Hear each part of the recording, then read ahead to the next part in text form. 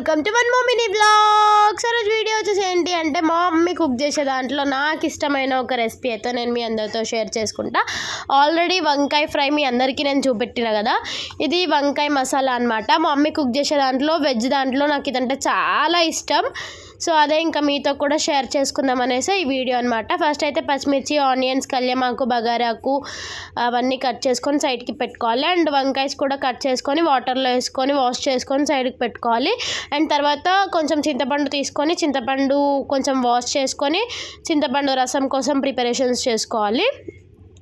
And తర్వాత ఒక pan పెట్టుకొని అందులో ఆయిల్ వేసుకొని దాంట్లో జీలకర్ర ఆవాలు వేసుకొని కొంచెం అది ఫ్రై అయిన తర్వాత అందులో కొంచెం పచ్చిమిర్చి, బగారాకు వేసుకొని అది కొంచెం ఫ్రై అయిన తర్వాతకి మనం ఇందాక కట్ చేసుకున్న ఆనియన్స్ అందులోకి యాడ్ చేసుకోవాలి.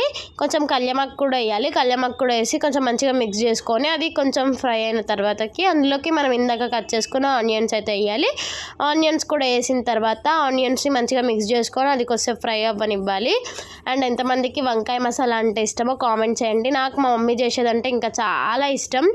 అండ్ దాంట్లో కొంచెం అల్లం వెల్లుల్లి పేస్ట్ కూడా వేసుకొని మంచిగా ఫ్రై చేసుకోవాలి. అండ్ ప్రతి ఒక్కరికి నేను చెప్పేది ఒకటే, అందరూ వీడియోస్ చూస్తున్నారు బట్ ఎవరు ఛానల్ని సబ్స్క్రైబ్ చేసుకోవట్లేదు. ప్లీజ్ ఛానల్ని సబ్స్క్రైబ్ కూడా చేసుకోండి.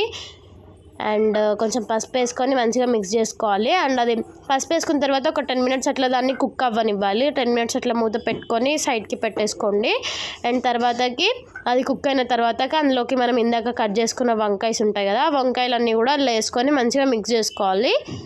మంచిగా మనం రెడీ చేసుకున్న స్పైసెస్ మొత్తం వంకాయకి పట్టే లెక్క మిక్స్ చేసుకోవాలి. అండ్ తర్వాత కిందాక మనం నువ్వులు ఇంకా పల్లీలు పౌడర్ చేసినాం కదా, ఆ పౌడర్ అందులో వేసుకోవాలి. వేసుకున్న తర్వాతకి మనకు సరిపడంత కారం, సరిపడంత ఉప్పు కారం ఇంకా ఉప్పు యాడ్ చేసుకోవాలి. అండ్ కొంచెం ధనియాల పౌడర్ కూడా యాడ్ చేసుకొని మంచిగా మిక్స్ చేసుకోవాలి. అండ్ ఇందాక మనం